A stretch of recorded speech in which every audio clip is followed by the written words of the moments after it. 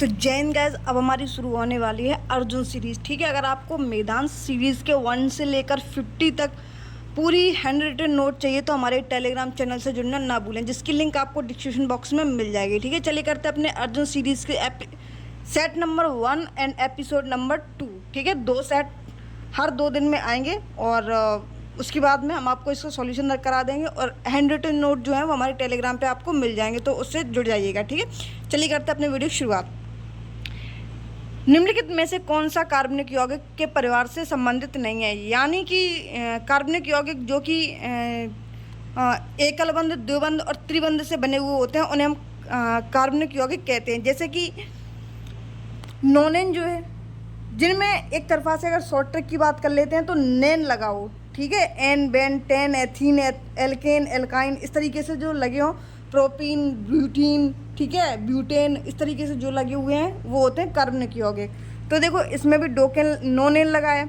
नोनेन का मतलब है यानी कि जो अणुओं की संख्या यानी कि एन की संख्या जो है वो 9 होनी चाहिए। ठीक है, डेकेन में क्या है? डेकेन बोलते हैं 10 को, जिसमें एन बराबर 10 हो। ठीक है, और मीथेन यानी कि एन बराबर जो संख्या है वो 1 हो।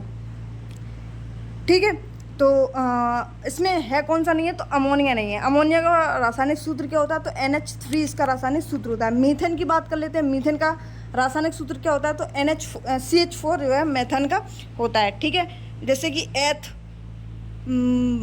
मेथ, एथ, प्रोप, ब्यूटेन, ठीक है, इस तरीके से जो बनते हैं ना, एन की संख्या जिस तरीके से होती है उसी तरीके से इनको हम बनाते हैं। ठीक है, जैसे कि हाइड्रोकार्बन एल्केन का सूत्र क्या होता है? जैसे मान लो एथेन है, तो एथेन को हम कैसे बनाएंगे? ठीक है, मेथेन है, मेथेन को किस तरीके से बनाएंगे?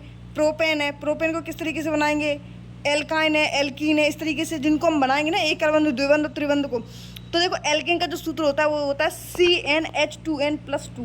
क्या होता है? CnH2n+2। एल्कीन की बात कर लेते हैं तो CnH2n, यानी कि इसमें +2 है, इसमें 2 नहीं है और इसमें -2 है। केन में क्या है? +2 है और कीन में क्या है? कुछ नहीं है, CnH2n है ओनली। बस आपको CnH2n याद रखना है। केन में +2 है, कीन में कुछ नहीं है और काइन में -2 है। ठीक है, इस तरीके से अपने दिमाग में एक बार इमेज बना लेनी है तीनों की। ठीक है, अमोनिया निर्माण की विधि को क्या कहा जाता है? तो अमोनिया के जो निर्माण करते हैं उस विधि को जो कहते हैं वो हम कहते हैं हैबर विधि। क्या कहते हैं? हैबर विधि। शायद आपने हाई स्कूल में एक इस तरीके से बॉक्स बनाया होगा और यहाँ से नली इस तरीके से यहाँ पे जाती है और यहाँ पे खट्टा जो है वो यहाँ पे भट्टी लगी हुई होती है। ठीक है, इस तरीके से आपने एक जो चित्र देखा होगा बना हुआ, आपने बनाया भी होगा हाई स्कूल में या फिर 12th क्लास में, दोनों में भी अमोनिया बनाने की विधि जो है वो हैबर विधि जो है वो आपने पढ़ी हुई होगी। ठीक है, जिन्होंने नहीं पढ़ी वो आप एक बार देख लेंगे, पढ़ लेंगे। हैबर विधि में उत्प्रेरक का काम कौन सा करता है? तो हैबर विधि में उत्प्रेरक का काम है वो आयरन करता है। क्या करता है? आयरन का जो है वो उसमें उत्प्रेरक का काम करता है। प्रयोगशाला में निर्मित पहला यौगिक कौन सा है? तो प्रयोगशाला में जो पहला निर्मित यौगिक है वो था यूरिया। कौन सा था? यूरिया, जिसका रासायनिक सूत्र क्या होता है? NH2CONH2। क्या होता है? NH2CONH2 होता है। ठीक है, प्रथम राष्ट्रमंडल खेलों का आयोजन किस वर्ष किया गया था? तो राष्ट्रमंडल खेलों की बात कर लेते हैं तो 1930 में हैमिल्टन में। कहाँ पर? हैमिल्टन में। हैमिल्टन कहाँ पर है? तो हैमिल्टन है कनाडा में। कहाँ पे? कनाडा में ये स्थित है हैमिल्टन। ठीक है, 1930 में आयोजन किया गया था। 22वें राष्ट्रमंडल खेल की बात कर लेते हैं तो 22वें जो राष्ट्रमंडल खेल है इसका आयोजन कहाँ होता है? तो इसका आयोजन बर्मिंघम इंग्लैंड में होता है। कहाँ होता है? बर्मिंघम इंग्लैंड में इसका आयोजन किया जाता है। 23वां राष्ट्रमंडल खेल की बात कर लेते हैं जो कि 2026 में खेला जाएगा। कहाँ पर? 23वां राष्ट्रमंडल जो खेल है वो कहाँ पर खेला जाएगा? देखो 22 जो है वो 22 में खेले गए थे, लेकिन जो 23 है हर 4 साल बाद राष्ट्रमंडल खेल जो है वो किए जाते हैं। तो अगर 26 में अब किया जाएगा तो कहाँ किया जाएगा? अब ये किए जाएंगे ऑस्ट्रेलिया में। तो याद रखेंगे पहले कब? 1930 में कनाडा में हैमिल्टन में हुए थे। ठीक है, उसके बाद में 22 में जो 2022 में बर्मिंघम इंग्लैंड में हुए थे। इसके बाद में 2026 में जो होंगे 23वें नंबर के वो कहाँ पर होंगे? तो भी होंगे ऑस्ट्रेलिया में। कहाँ पर? ऑस्ट्रेलिया में ये होंगे। अगला क्वेश्चन है पहला ओलंपिक कब हुआ था? तो पहला ओलंपिक जो है वो 1896 में एथेंस में हुए थे। कहाँ पर? एथेंस में ये किए गए थे। 32वें ओलंपिक खेल जो कि 2020 में हुए थे वो कहाँ खेले गए थे? तो जो 32वें ओलंपिक गेम है ये टोक्यो जापान में हुए थे। कहाँ पर? टोक्यो जापान में हुए थे। अब अगर 33वां की बात कर लेते हैं तो ये कहाँ खेले जाएंगे? 2024 में। तो ये 2024 में पेरिस में खेले जाएंगे। कहाँ पर?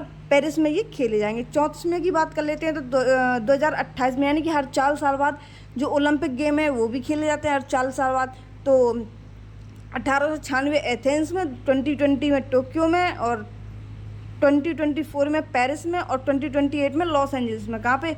लॉस एंजल्स में ये खेले जाएंगे। प्रथम एशियाई खेल कहाँ हुए थे? तो प्रथम एशियाई खेल जो है वो 1951 में दिल्ली में खेले गए थे। कब? 1951 में दिल्ली में प्रथम एशियाई गेम जो है वो खेले गए थे। 19वां एशियाई खेल हुआ था। तो 19वां जो एशियाई खेल है वो हांगझोउ चीन में हुआ था। कहाँ पर? हांगझोउ चीन में ये हुए थे।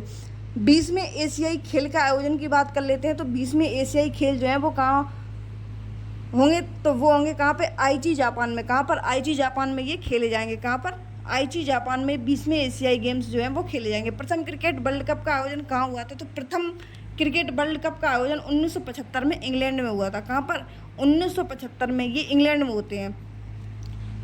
पहला वर्ल्ड कप किसने जीता था? तो वेस्ट इंडीज ने 1975 में, जो कि इंग्लैंड में आयोजन हुए थे प्रथम वर्ल्ड कप। कब? 1975 में इंग्लैंड में। और ये जीते किसने थे? तो वेस्ट इंडीज ने ये जीते थे। ठीक है।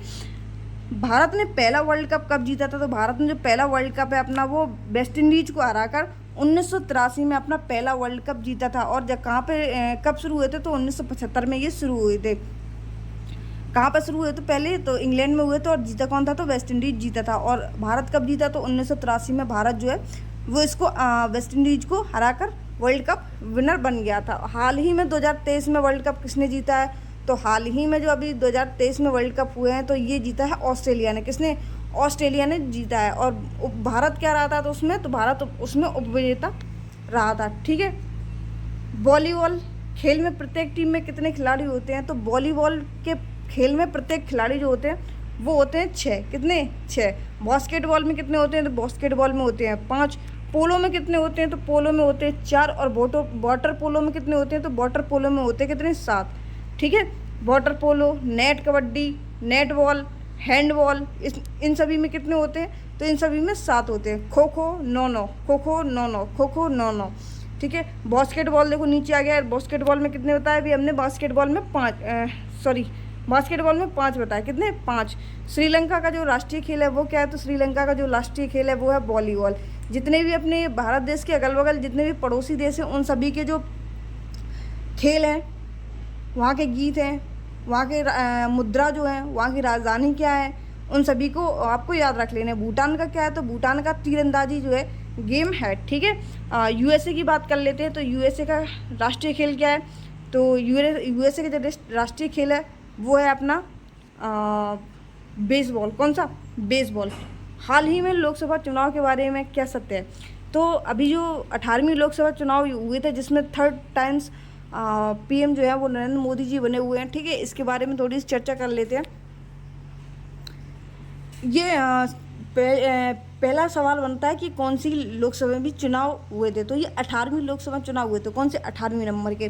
कितने चरणों में हुए हैं? तो ये 7 चरणों में हुए हैं। आपसे सवाल है कि जीएसटी की जो काउंसिल होती है वो कितने चरणों में की जाती है?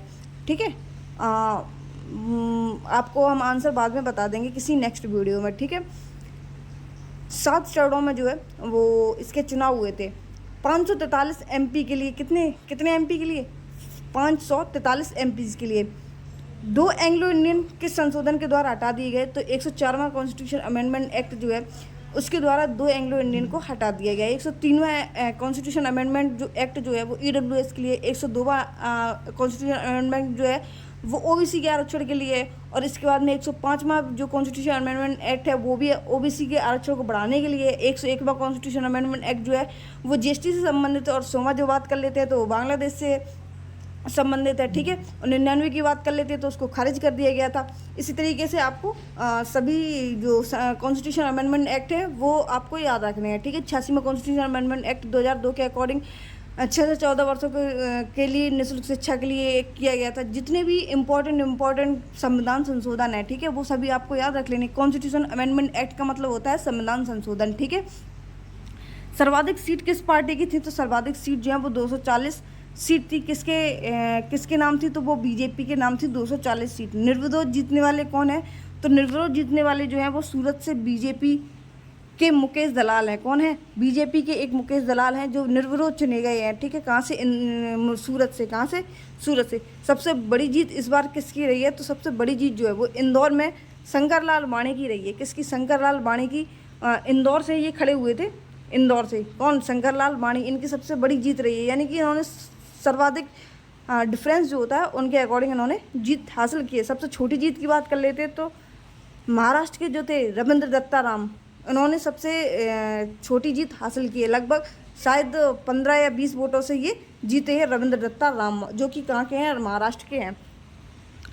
18वीं लोकसभा चुनाव में सबसे युवा कैबिनेट मंत्री कौन है? तो सबसे युवा की बात कर लेते हैं तो राम मोहन नायडू जो है ये सबसे युवा कैबिनेट मंत्री हैं। इसके बाद बात करते हैं कि नाटो का जो सर्वाधिक सीट है वो कहाँ मिली है?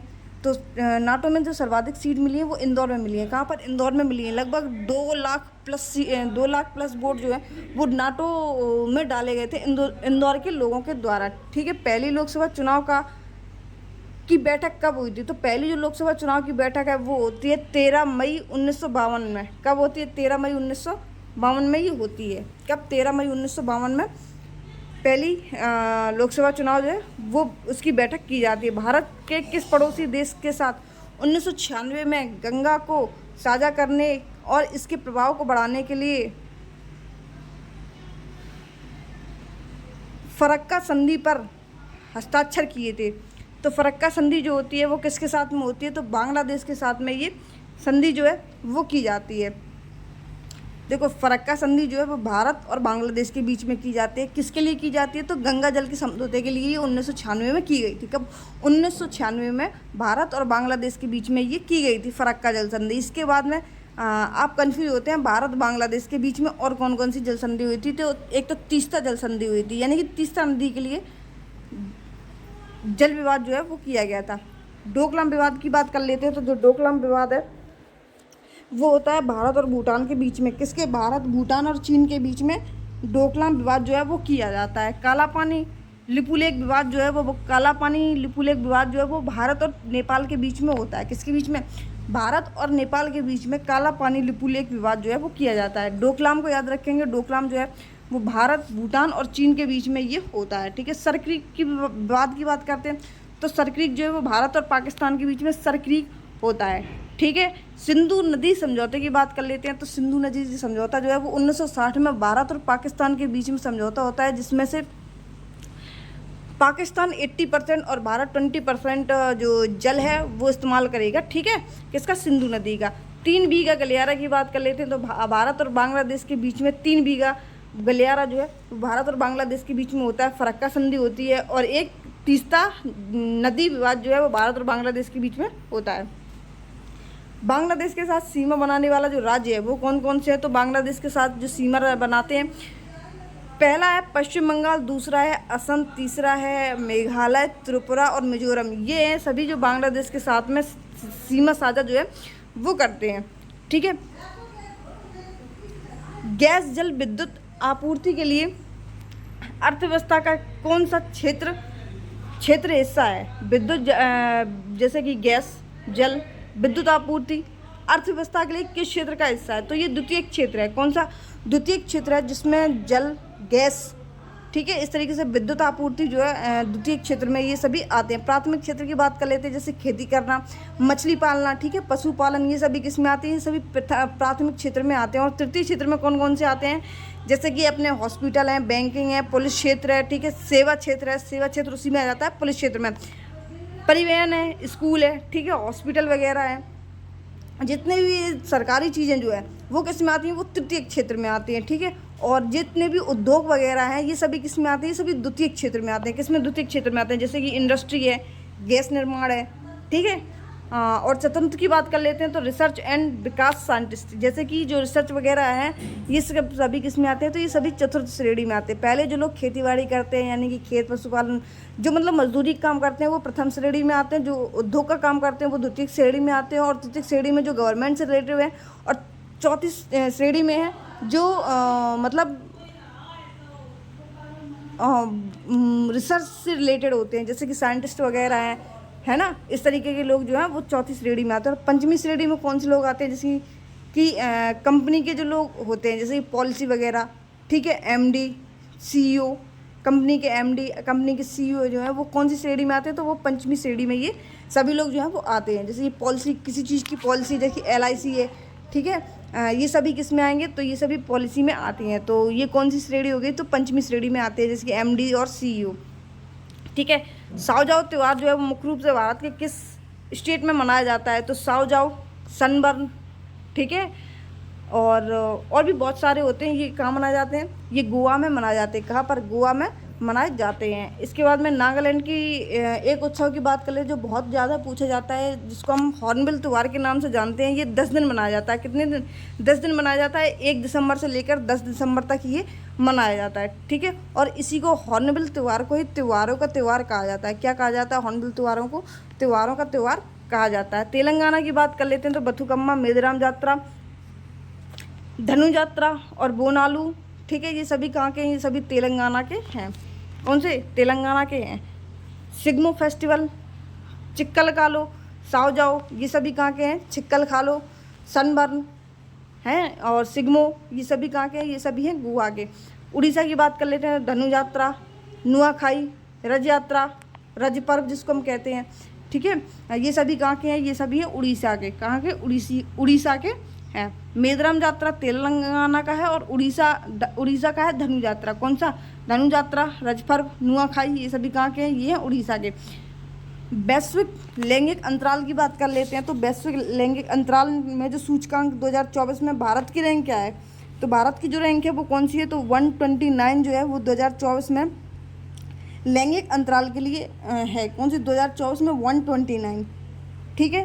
पाकिस्तान की कौन सी है, तो पाकिस्तान की 145 है। कितनी है, 145 है। पहले स्थान की बात कर लेते हैं तो पहले स्थान किसका है, तो पहला स्थान आइसलैंड का है। किसमें, आइसलैंड का। हैप्पीनेस में हमेशा से उच्चतम पर कौन आया है, तो हमेशा से फिनलैंड आया। कौन आया, फिनलैंड आया, ठीक है।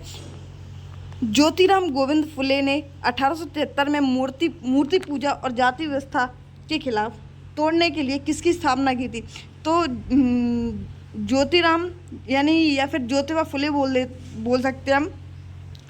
इन्होंने किसकी स्थापना की थी, तो इन्होंने सत्य शोधक समाज की स्थापना की थी। किसकी, सत्य शोधक समाज की स्थापना की थी। और इन्होंने एक पुस्तक लिखी थी, गुलामगिरी। कौन सी पुस्तक लिखी थी इन्होंने गुलामगिरी इन्होंने पुस्तक लिखी थी ज्योतिबा फुले ने। प्रार्थना समाज की बात कर लेते हैं तो आत्माराम पांडुरंग के द्वारा प्रार्थना समाज की स्थापना 1867 में होती है। कब, 1867 में आत्माराम पांडुरंग के द्वारा प्रार्थना समाज की स्थापना होती है। इसमें 2 सदस्य अन्य भी होते हैं जिनका नाम एक तो आरसी भंडारकर था और दूसरा महादेव गोविंद राणे था। कौन सा, महादेव गोविंद राणे था। प्रार्थना समाज द्वारा कौन सी पत्रिका जारी होती है, तो प्रार्थना समाज के द्वारा सुबोध पत्रिका जारी होती है। कौन सी, सुबोध पत्रिका जो है वो प्रार्थना समाज के द्वारा जारी पत्रिका की जाती है। सर्वेंट सोसाइटी ऑफ इंडिया की बात कर लेते हैं तो सर्वेंट सोसाइटी ऑफ इंडिया की स्थापना जो है वो 1905 में गोपाल कृष्ण गोखले के द्वारा की जाती है। किसके द्वारा, गोपाल कृष्ण गोखले के द्वारा 1905 में सर्वेंट सोसाइटी ऑफ इंडिया की स्थापना की जाती है। यंग बंगाल आंदोलन किसने किया था, तो यंग बंगाल आंदोलन जो है वो हेनरी विलियम डेजेरियो ने किया था। किसने, हेनरी विवियन डेजेरियो ने किया था, ठीक है। यंग बंगाल आंदोलन। राष्ट्रकूट वंश के संस्थापक कौन है, तो दंती दुर्ग जो है वो राष्ट्रकूट के संस्थापक हैं। राष्ट्रकूट वंश की राजधानी कहाँ थी, तो राष्ट्रकूट वंश की राजधानी कर्नाटक में एक क्षेत्र पड़ता है मान्यखेत। कौन सा, मान्यखेत, जो कि कर्नाटक में स्थित है, वो राष्ट्रकूट वंशों की राजधानी हुआ करती थी, ठीक है। जो कि दंती दुर्ग की राजधानी भी वहीं पर शुरुआत में थी। कविराज मार्ग किसकी रचना है, तो कविमार्ग राज जो है वो अमोद वर्ण की रचना है। किसकी, अमोद वर्ण की। कविराज मार्ग जो है वो अमोद वर्ण की रचना है और ये कन्नड़ भाषा में है। कौन सी भाषा में है, कन्नड़ भाषा में है। कन्नौज के लिए त्रिपक्षी संघार में कौन से वंश बीच में आया था, तो कन्नौज में जो त्रिपक्षी संघर्ष हुआ था उसमें राष्ट्रकूट वंश भी आया था, प्रतिहार वंश भी आया था और पाल वंश भी आया था। कौन से, पाल, प्रतिहार और राष्ट्रकूट, ये तीनों वंश जो है तभी इसका नाम जो है वो त्रिपक्षीय संघर्ष दिया गया है, ठीक है। ब्रायोफाइटा यानी कि गैर समहीन पौधे को फर्म में अंडाणु या मादा युग्मज धारण करने वाली संरचना क्या कहलाती है, तो देखो ब्रायोफाइटा में जो अंडाणु या मादा युग्मक धारण करने वाली संरचना होती है उसको कहते हैं आर्कगोनियम। क्या कहते हैं, आर्गोनियम कहते हैं। क्या कहते हैं? आर्गोनियम कहते हैं। ठीक है,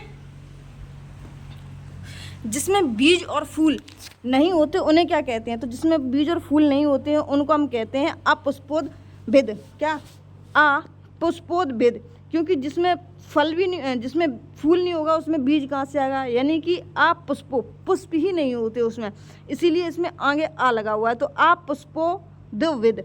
ठीक है, अपुष्पोद्भिद के संबंध में क्या नहीं होता है? तो इसमें देखो जाइलम भी नहीं होता और फ्लूअम भी नहीं होता है। यानी कि जल जो पौधे जो हैं वो पानी पीने के लिए कौन सी क्रिया करते हैं? तो उसको जाइलम कहते हैं। और भोजन के लिए जो क्रिया करते हैं उसको हम फ्लूअम कहते हैं। जब ये दोनों ही चीज़ें नहीं होती उन पौधों में तो फिर ना तो उसमें फल होते हैं ना फूल होते हैं। एग्जाम्पल के लिए आप एक पीले पीले कलर की एक इस तरीके से, अभी उसका नाम याद नहीं आ रहा, ठीक है, शायद अमरवेल उसको बोलते हैं, है ना, येलो कलर की पेड़ों पर डाल दी जाती है उसको, उसमें ये क्रिया होती है अबोध पुष्पी वाली। ठीक है, पादपों का उभयचरी होता है। तो पादपों का जो उभयचरी होता है वो किसको कहते हैं? तो ब्रायोफाइटा को कहते हैं। किसको? ब्रायोफाइटा को ये कहते हैं। मूल बाँस वाले पौधे होते हैं कौन से? ब्रायोफाइटा जो है वो मूल बाँस वाले पौधे होते हैं। फीमेल युग्मज धारण करने वाली जो होती है उसको क्या कहते हैं? तो उसको आर्गोनियम कहते हैं। क्या कहते हैं? आर्गोनियम कहते हैं। और नर जो युग्मक धारण करने वाली होती है उसको एंथेरिडियम कहते हैं। क्या कहते हैं? एंथेरिडियम कहते हैं। फूलों के अंदर जो नर जनन अंग होते हैं उसको क्या कहते हैं? तो एंड्रोसियम कहते हैं। क्या कहते हैं? एंड्रोसियम कहते हैं। ठीक है, और मादा फूलों के अंदर जो मादा जनन अंग होते हैं उनको क्या कहते हैं? तो उनको गाइनोसियम कहते हैं। क्या? गाइनोसियम। Androecium and gynoecium. ठीक है, क्या कहते हैं? Androecium and gynoecium. 12वीं शताब्दी के भारतीय राजा पृथ्वीराज चौहान के जीवन पर लिखित एक महाकाव्य जिसको हम पृथ्वीराज रासो के नाम से जानते हैं। किसके? पृथ्वीराज रासो के नाम से जानते हैं। ये किसने लिखी है? तो ये चंद्रबरदाई के द्वारा पृथ्वीराज रासो जो है वो लिखी गई थी। अश्वघोष किसके दरबार में रहते थे? तो अश्वघोष जो है वो कंस के दरबार में रहते थे। किसके दरबार में रहते थे? कंस के दरबार में रहते थे, जिन्होंने कुषाण वंश के वैसे तो कुजुल कड़फिसेस जो है उसके संस्थापक हैं, लेकिन जो अच्छे सही तरीके से साम्राज्य का विस्तार करना होता है वो किसने किया था? तो वो कनिष्क ने किया था। ठीक है, अश्वघोष की पुस्तक और कौन सी है? तो उनकी एक पुस्तक और है बुद्धचरितम। कौन सी? बुद्धचरितम भी इनकी अश्वघोष की है। बाणभट्ट की बात कर लेते हैं तो कादम्बरी और हर्षचरित्र जो है, देखो बुद्धचरित है अश्वघोष की, ठीक है, और बाणभट्ट की कौन सी है? तो हर्षचरित्र है। किसकी है? हर्षचरित्र की बाणभट्ट जो है पुस्तक है। देखो बुद्धचरितम और हर्षचरित्र में आप थोड़े से कंफ्यूज हो सकते हैं। तो अश्व के अंदर क्या होती है? बुद्धि होती है। ठीक है, तो बुद्धचरितम इस तरीके से आप याद कर सकते हैं। पूर्व अमेरिकी राष्ट्रपति बिल क्लिंटन की आत्मकथा है। तो बिल क्लिंटन की आत्मकथा कौन सी है? My life. कौन सी? बिल क्लिंटन की जो आत्मकथा है वो कौन सी है? माई लाइफ है। सोर्स कोड किसकी है? तो बिल गेट्स की जो है पुस्तक का नाम है सोर्स कोड। कौन सी? Source code. Long Walk to Freedom की बात कर लेते हैं तो ये नेल्सन मंडेला की पुस्तक है। कौन सी? Long Walk to Freedom. इन्हें भारत रत्न 1990 में दिया गया था। कब? 1990 में इन्हें भारत रत्न दिया गया। मिशेल ओबामा की बात कर लेते हैं तो बिकमिंग जो पुस्तक है मिशेल ओबामा की है। ठीक है, पहली महिला घुड़सवारी प्रतियोगिता में भाग लेने वाली जिन्हें अर्जुन अवार्ड मिला है वो कौन सी है? तो पहली घुड़सवारी प्रतियोगिता में भाग लेने वाली जिन्हें अर्जुन अवार्ड मिला है वो है दिव्य कीर्ति। कौन सी है? दिव्य कीर्ति है। ठीक है, अब आ जाते हैं देश, राजधानी और मुद्रा पे। म्यांमार की क्या है राजधानी? तो म्यांमार की जो राजधानी है वो है नैपीता, और इसकी मुद्रा जो है वो होती है क्यात। कौन सी? क्यात। मम्मी ने पूछा म्यांमार पपीता खाओगे क्या? नैपीता। बच्चा क्या कह रहा है? क्यात। क्या खाएं? कुछ नहीं खाएं। तो इस तरीके से आपको अपनी ट्रिक बनाना है, अपने अकॉर्डिंग इसको याद करना है।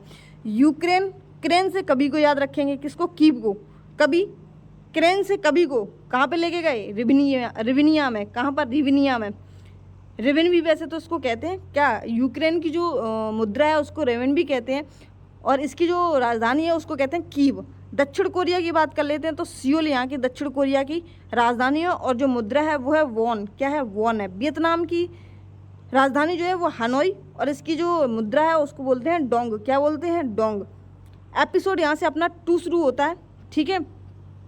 अटल सुरंग जो है वो किन दो स्थानों को जोड़ती है? तो अटल सुरंग जो है वो मनीला को लाहौल स्पीति की घाटी से जोड़ती है। कहाँ से?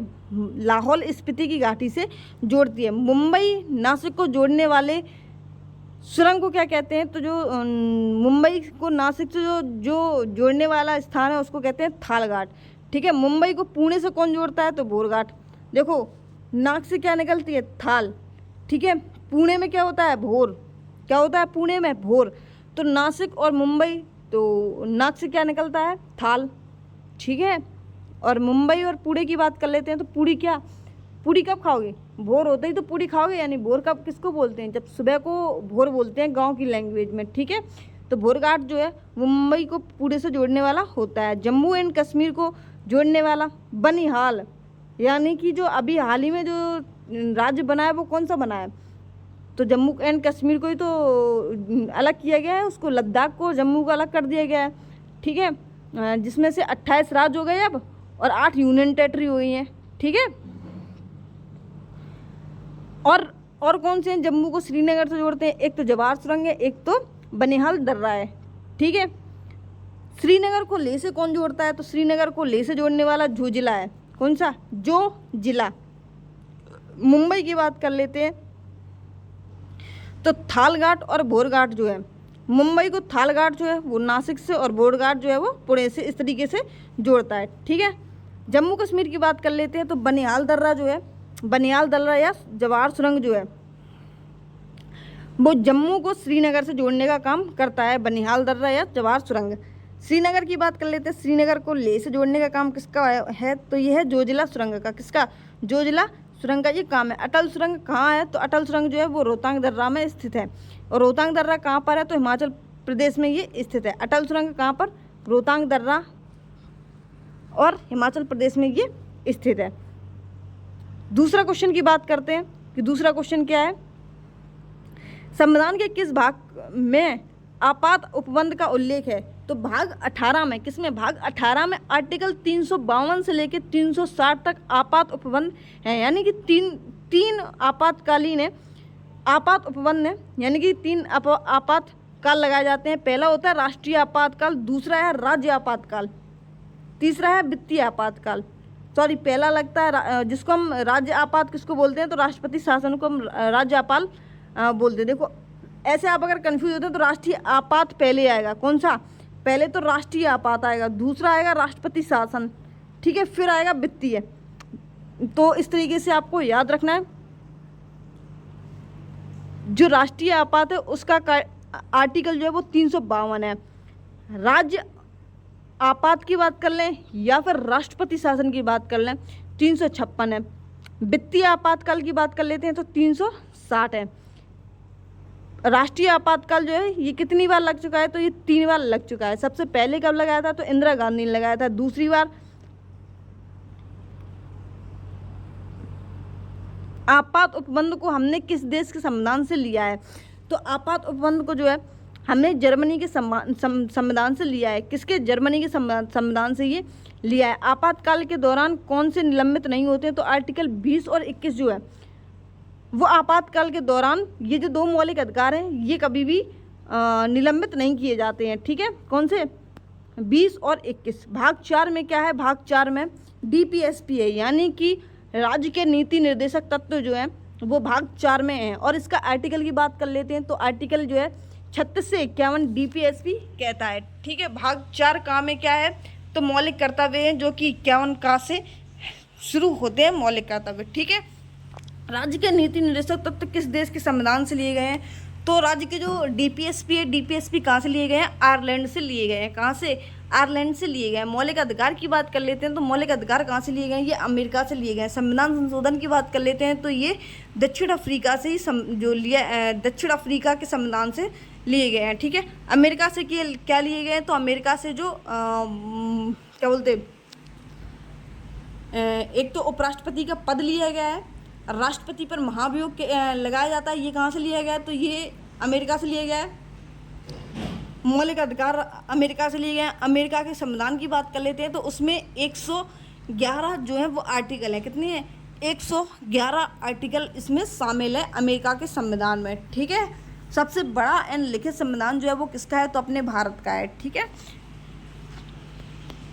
राज्य के नीति निर्देशक तत्व किस देश से लिए गए हैं, तो ये आयरलैंड से लिए गए हैं। लोक कल्याणकारी राज्य की स्थापना की बात कर लें तो लोक कल्याणकारी राज्य की स्थापना जो है वो आर्टिकल 38 में की जाती है। संविधान संशोधन किस भाग व अनुच्छेद में है, तो संविधान संशोधन की जो प्रक्रिया है वो कहाँ से ली गई है, तो दक्षिण अफ्रीका से ली गई है, जिसका आर्टिकल 368 है। और भाग की बात कर लेते हैं तो भाग 20 है। कौन सा है भाग 20 है, ठीक है।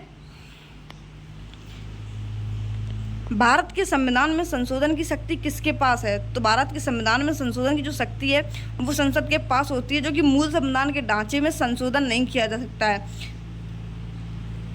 मूल संविधान के ढांचे में संशोधन नहीं किया जा सकता। ये कौन सा है, तो ये केशवानंद केस जो है एक केस था कि मूल संविधान में कुछ चेंजेस करने के लिए बोले गए थे, लेकिन मूल संविधान में कुछ नहीं चेंजेस हो सकता। उसमें से कुछ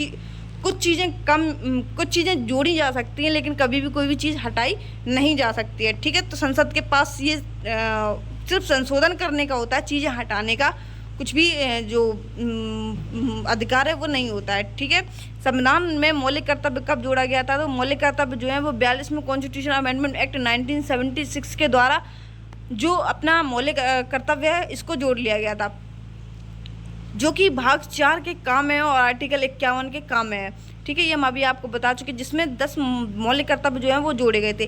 फिर एक मौलिक कर्तव्य जोड़ा गया था जिसमें 86वें कॉन्स्टिट्यूशन अमेंडमेंट एक्ट 2002 में एक संशोधन हुआ था। कौन से 86वें कॉन्स्टिट्यूशन अमेंडमेंट एक्ट 2002 में ये संशोधन होता है कि शिक्षा का अधिकार जो है वो 6 से 14 वर्ष के बच्चों के लिए जो शिक्षा का अधिकार है वो निःशुल्क शिक्षा का अधिकार दिया जाएगा, ठीक है। ये किस कॉन्स्टिट्यूशन अमेंडमेंट एक्ट में है, तो 86वें कॉन्स्टिट्यूशन अमेंडमेंट एक्ट में है, जो कि 11वां मौलिक कर्तव्य जोड़ा गया था, ठीक है। जब भी आपको कोई सवाल का आंसर ना पता हो कॉन्स्टिट्यूशन अमेंडमेंट एक्ट से बात की जाए, तो आप अगर उसमें 42वां कॉन्स्टिट्यूशन अमेंडमेंट एक्ट है, अगर संपत्ति को छोड़ के, ठीक है, संपत्ति के जो अधिकार है वो 44वां कॉन्स्टिट्यूशन अमेंडमेंट एक्ट 1978 में इसको किया गया था, 44वां कॉन्स्टिट्यूशन अमेंडमेंट एक्ट, और जो कि किससे संबंधित है जी, संपत्ति से संबंधित है, जो कि एक वैधानिक अधिकार है। वैधानिक अधिकार का मतलब है जो कि कानूनी अधिकार है, जो कि 300A में जोड़ा गया है, ठीक है। मौलिक कर्तव्य की समिति की बात कर लेते हैं, तो मौलिक कर्तव्य की जो समिति है वो सरदार स्वर्ण सिंह समिति के द्वारा इसको मौलिक कर्तव्यों को जोड़ा गया था। एक समिति आई थी सरदार स्वर्ण सिंह समिति, जिसको मौलिक कर्तव्यों को भाग 4 के काम है और 51 काम है, आर्टिकल 51 का से इसको जोड़ा गया था। पहले 10 थे मूल संविधान में और अब प्रेजेंट टाइम में कितने हैं, तो प्रेजेंट टाइम में जो अपने मौलिक कर्तव्य हैं वो 11 हैं, ठीक है।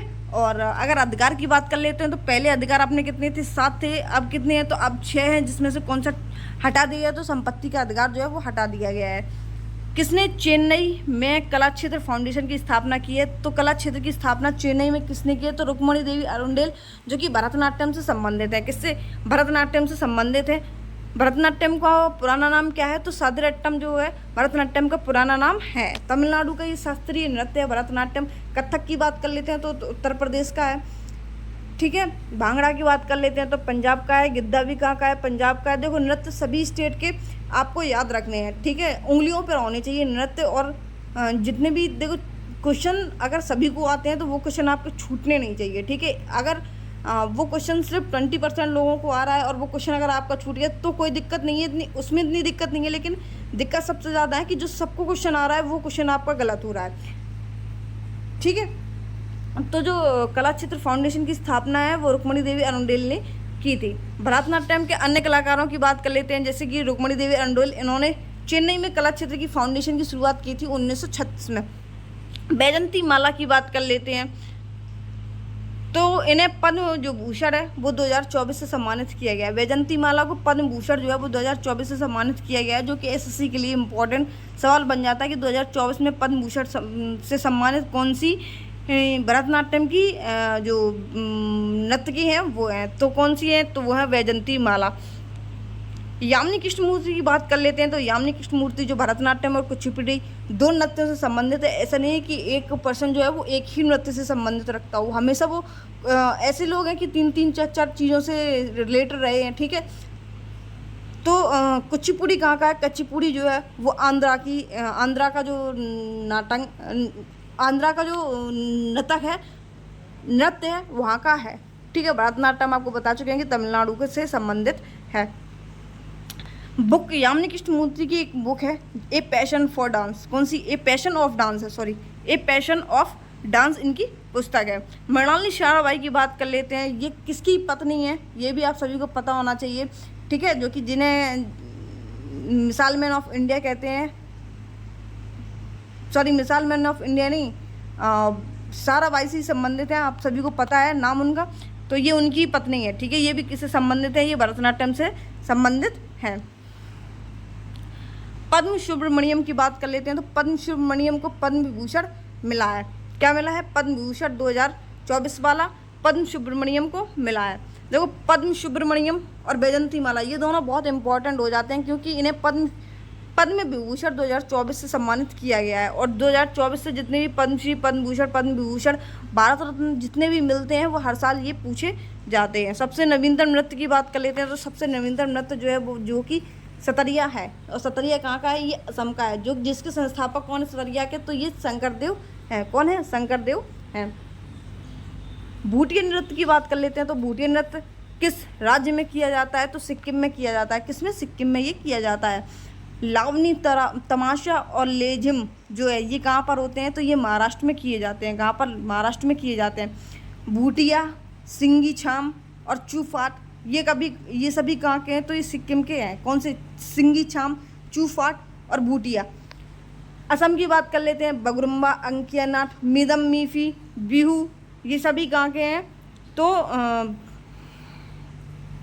ये सभी कहाँ के, ये असम के हैं। कौन से, बिहू, अंकिया नाट, मीदम मीफी और अंकिया नाट और बगरुम्बा। छत्तीसगढ़ की बात कर लेते हैं, तो छत्तीसगढ़ का जो पिंडवानी नृत्य है, ये पिंडवानी नृत्य से एक कलाकार हैं तीजन, ये बहुत फेमस कलाकार हैं पिंडवानी की, ठीक है। इनको याद रखेंगे। पिंडवानी नृत्य कहाँ का है, तो ये छत्तीसगढ़ का है, ठीक है। और इनसे संबंधित जो कलाकार हैं वो कौन है, तीजन बाई है। राउत नाच और पंछी की बात कर, पंथी और राउत नाच जो है ये कहाँ के हैं, ये भी छत्तीसगढ़ के हैं। महिला आयोग की स्थापना की बात कर लेते हैं, तो महिला आयोग, राष्ट्रीय महिला आयोग जो है वो 1990 के अधिनियम के तहत 1992 में इसकी स्थापना की जाती है। कब, 1990 का अधिनियम था और 1992 में इसकी स्थापना की गई। वर्तमान राष्ट्रीय महिला आयोग की अध्यक्षता की बात कर लेते हैं, तो वर्तमान में कौन सी है राष्ट्रीय महिला आयोग की अध्यक्ष, रेखा शर्मा जो है वो राष्ट्रीय महिला आयोग की अध्यक्ष है। पहली अध्यक्ष की बात कर लेते हैं, तो जयंती पटनायक जो है वो पहली अध्यक्ष है, किसकी, महिला आयोग की, ठीक है। पहले अध्यक्ष हैं वो जयंती पटनायक हैं। और वर्तमान की बात कर लेते हैं, तो रेखा शर्मा है। 1990 का जो अधिनियम है और 1992 में इसकी स्थापना होती है महिला आयोग की, ठीक है। 1993 के अधिनियम की बात कर लेते हैं, तो 1993 में एक अधिनियम आता है राष्ट्रीय मानवाधिकार आयोग। कौन सा, राष्ट्रीय मानवाधिकार आयोग आता है, जो कि राष्ट्रीय मानवाधिकार आयोग की स्थापना जो है वो किस आयोग के द्वारा की गई, तो ये होती है रंगनाथ मिश्रा आयोग के द्वारा इसकी स्थापना होती है राष्ट्रीय मानवाधिकार की। और कौन से अधिनियम के द्वारा होती है, तो 1993 के अधिनियम के द्वारा इसकी स्थापना की जाती है। और पहले अध्यक्ष जो है वो किसको मनाया जाता है, तो रंगनाथ को ही मनाया जाता है। किसको, रंगनाथ को मनाया जाता है पहले अध्यक्ष, और इनका ही आयोग था रंगनाथ मिश्रा आयोग, ठीक है। और जिसके अनुसार किसकी स्थापना होती है, तो मानवाधिकार आयोग की स्थापना होती है।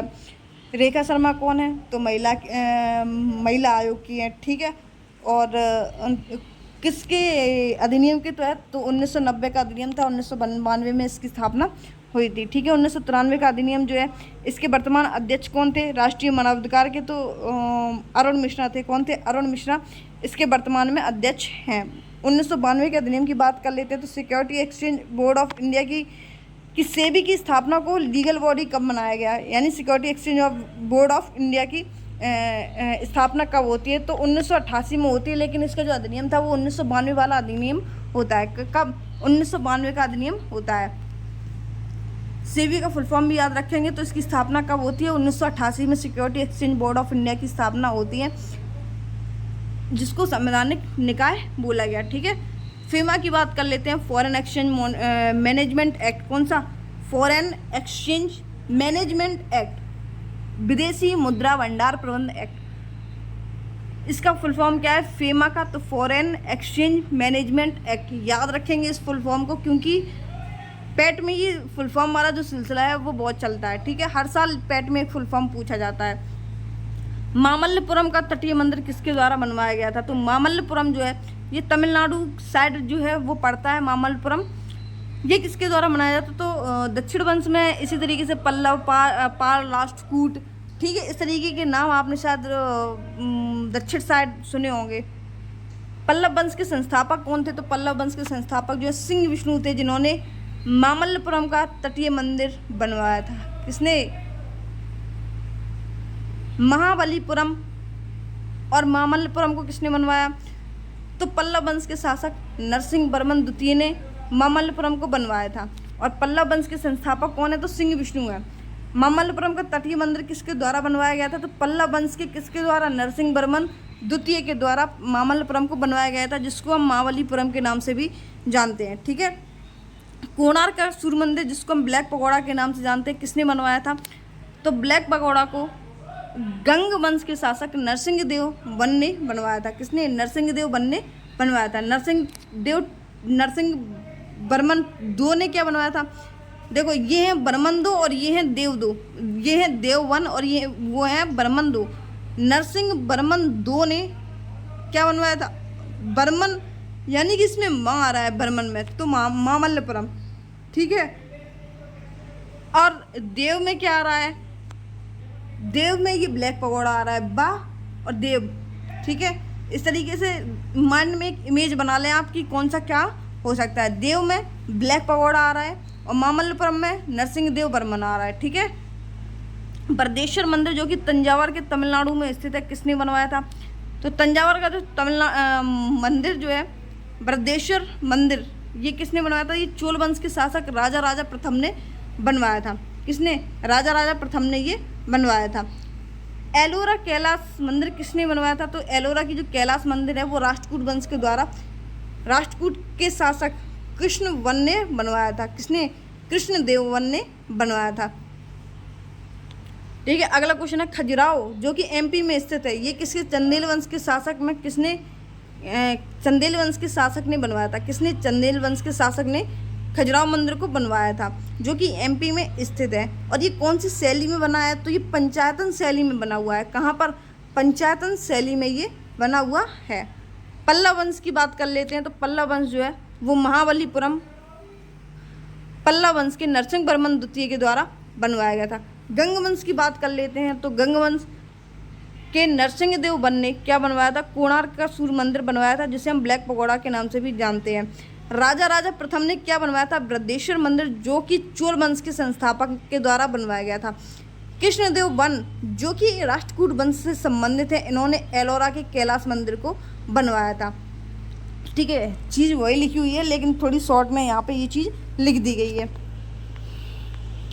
काल बैसाखी क्या है? तो मानसून से पहले की वर्षा और ताड़ित झंझावट जो है उसको हम काल बैसाखी कहते हैं। रबी की फसल के लिए बात कर लेते हैं, तो रबी की फसल के लिए मावड़ को सुनहरी बूंदें कहा जाता है। किसको? सुनहरी बूंदें कहा जाता है। रबी की फसल कौन सी है? तो नाई हूटर बजते ही जोश में आलू। देखो, रबी की फसल जो है वो शॉर्ट तरीका ये है कि नाई, देखो रवि नाम का एक लड़का है, ठीक है, वो क्या है? वो नाई है। क्या है? नाई है। और जैसे ही हूटर बजा वो आ जाता है जोश में, जोश में आ जाता है। कैसे? जोश में। और आलू खोदने चला जाता है। कहाँ?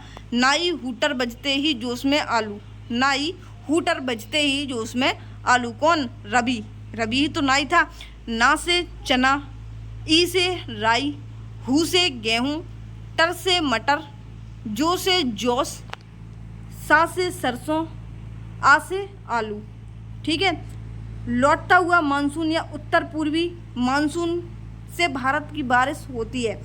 तो तमिलनाडु का जो कोरोमंडल तट है, इससे उत्तर पूर्वी मानसून जो है वो बनते हैं। काल बैसाखी कहाँ बोलते हैं? तो पश्चिम बंगाल में काल बैसाखी बोला जाता है। नार्वेस्टर कहाँ बोला जाता है? तो उड़ीसा साइड में नार्वेस्टर बोला जाता है, ठीक है। भारत के राष्ट्रपति के चुनाव में कौन कौन भाग नहीं लेता है? तो देखो, राज्यसभा के मनोनीत संसद जो है वो इसमें भाग नहीं लेते हैं, लेकिन भाग लेगा कौन, ये जान लेते हैं। देखो, राष्ट्रपति का जो निर्वाचन की जो प्रक्रिया है वो आर्टिकल 54 में है। ठीक है, और राष्ट्रपति आर्टिकल 52 में है। और इसका जो क्या बोलते आर्टिकल 54 में के अकॉर्डिंग कौन कौन से भाग लेंगे राष्ट्रपति के चुनाव में। इसके लिए एक राष्ट्रपति के चुनाव के लिए एक प्रक्रिया होती है जिसको हम एकल संक्रमणीय प्रक्रिया कहते हैं। इसके अकॉर्डिंग राष्ट्रपति का चुनाव किया जाता है, ठीक है। तो इसमें कौन कौन भाग लेंगे? पहले तो लेंगे लोकसभा, राज्यसभा और विधानसभा के निर्वाचित सांसद। कौन? निर्वाचित सांसद लेंगे लोकसभा, राज्यसभा और विधानसभा के, ठीक है। और कौन लेंगे? दिल्ली और पौंडुचेरी के निर्वाचित सांसद इसमें भाग लेंगे। कौन? किसमें? इसमें राष्ट्रपति के चुनाव में दिल्ली और पौंडुचेरी के सांसद लेंगे, और बाकी के लोकसभा, राज्यसभा और विधानसभा के, ठीक है। अभी कौन सी लोकसभा के चुनाव के अभी हुए थे? तो 18वीं लोकसभा के चुनाव हुए थे, और कितने चरण में हुए थे? तो 7 चरण में ये हुए थे। और बीजेपी को कितनी सीटें मिली? तो 240 बीजेपी की सीटें जो है वो मिली। आर्टिकल 55 की बात कर लेते हैं। तो आर्टिकल 55 जो है वो क्या करता है कि राष्ट्रपति का जो निर्वाचन प्रणाली है वो एकल संक्रमणीय पद्धति द्वारा किया जाएगा। किसके? एकल संक्रमणीय पद्धति द्वारा राष्ट्रपति का निर्वाचन जो है वो किया जाएगा, ठीक है। आर्टिकल 61 में क्या कहता है? तो आर्टिकल 61 में राष्ट्रपति पर महाभियोग की प्रक्रिया बताई जाती है, जो कि हमने अभी आपको बताई।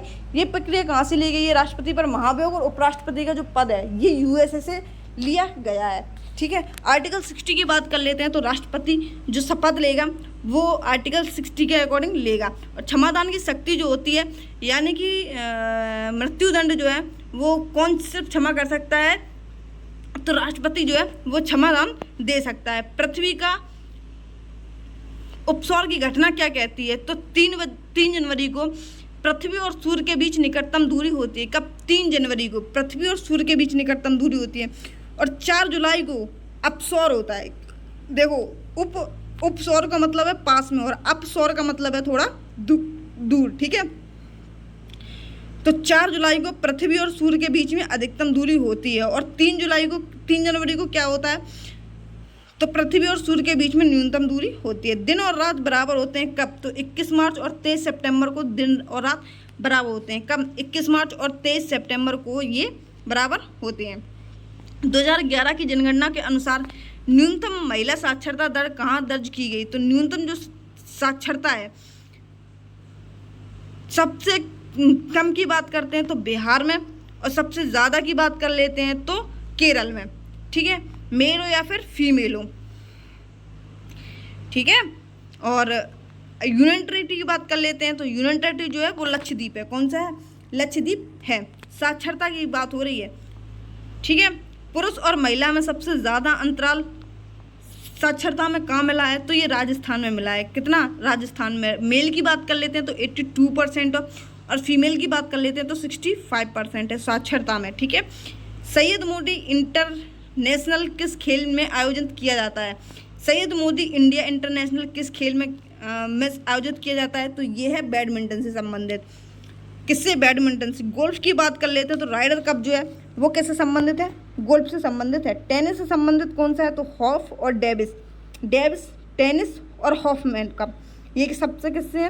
टेनिस से संबंधित है। बैडमिंटन से संबंधित कौन सा है? तो ओबोरी कप है, थॉमस कप है, और सैयद मोदी कप जो है वो बैडमिंटन से संबंधित है। फुटबॉल से की बात कर लेते हैं तो डूरंड, संतोष ट्रॉफी, रोवर्स कप, ये सभी किससे संबंधित हैं? तो ये सभी रोवर्स कप ये किससे संबंधित हैं? ये सभी हैं फुटबॉल से। सुब्रोता कप और यूरो कप ये सब किससे हैं? तो ये भी फुटबॉल से संबंधित हैं। कथन सही है। कार्य की मात्रक या फिर ऊर्जा की जो इकाई है वो क्या कहलाती है? तो ऊर्जा या फिर अर्घ कहलाती है। 1 जूल बराबर 10⁻7 अर्घ होते हैं। कितने? 1 जूल बराबर 10⁻7 अर्घ होते हैं।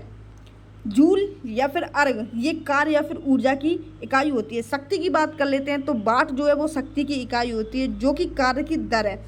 जूल प्रति सेकंड जो कि कार्य की दर है। ज्योति तीव्रता की बात कर लेते हैं। कैंडेला, कौन सी? कैंडेला जो है वो ज्योति तीव्रता की इकाई है।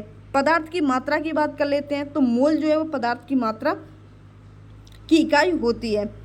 अपद्रव्यों की संख्या की बात कर लेते हैं तो 6.022 मल्टीप्लाई 10 पे घात 23 जो है वो अवगाद्रों की संख्या होती है। कौन सा विटामिन बी सबसे पहले खोजा गया था? तो सबसे पहले खोजा गया विटामिन जो है वो 1897 में विटामिन B1 जिसको हम थायमीन के नाम से जानते हैं, जिसकी कमी से बेरी रोग जो है वो होता है। विटामिन B2 की बात कर लेते हैं, इसको हम रासायनिक भाषा में राइबोफ्लाविन कहते हैं, जिसमें क्या होता है ओंठ जो फट जाते हैं जिसको हम कीलोसिस रोग कहते हैं। कौन सा? कीलोसिस रोग जो है वो होंठों को फटने का रोग होता है जो कि विटामिन B2 की कमी से होता है, जिसको हम राइबोफ्लाविन कहते हैं। विटामिन B3 की बात कर लेते हैं, तो विटामिन B3 जो है वो नियासिन कहते हैं, जिसमें पेलेग्रा रोग होता है, जैसे कि प्रेजेंट टाइम में अधिकतर लोगों को हो रहा है उल्टी, दस्त, स्किन रिलेटेड जो चीज़ें होती हैं वो, ठीक है। तो प्रेजेंट टाइम में विटामिन B3 की सबसे ज़्यादा ज़रूरत है सभी लोगों को, ठीक है, जिसको हम नियासिन कहते हैं, और ये पेलेग्रा रोग होता है। विटामिन B9 की बात कर लेते हैं, तो फॉलिक अम्ल जो है जिसको हम एनीमिया रोग कहते हैं, यानी कि जिसमें खून की कमी हो जाती है। विटामिन B12 की बात कर लेते हैं, तो साइबोकोबाल्मिन जिसमें कोबाल्ट धातु भी पाई जाती है, ठीक है। पॉलिश की बात कर लेते हैं, तो पॉलिश राइस जो होते हैं, पॉलिश राइस यानी कि जिसमें जो चावल होते हैं जिसमें पॉलिश की जाती है, उसमें कौन सी विटामिन नहीं होती है? तो विटामिन जो B1 है वो नहीं होती है, ठीक है। गोल्डन राइस की बात कर लेते हैं, तो गोल्डन राइस में कौन सी विटामिन होती है? विटामिन ई जो है वो गोल्डन राइस में होती है। बैन किया गया है गोल्डन राइस जो है वो कौन सी कंट्री ने बैन किया है? तो फिलीपींस ने अभी प्रेजेंट टाइम में इसको बैन कर दिया है गोल्डन राइस को, ठीक है। द मूर्स लास्ट साई, कौन सी? द मूर्स लास्ट साई जो है ये किसका उपन्यास है? तो सलमान रुश्दी का ये उपन्यास है। किसका? सलमान रुश्दी का ये उपन्यास है। वंट शुगर यानी कि जली हुई चीनी, ये किसकी है? ये अवनी दोषी की है। कि दोष क्यों देना, चीनी तो जल गई, ठीक है, तो किसको? अवनी को दोष नहीं देना है वंट शुगर के लिए।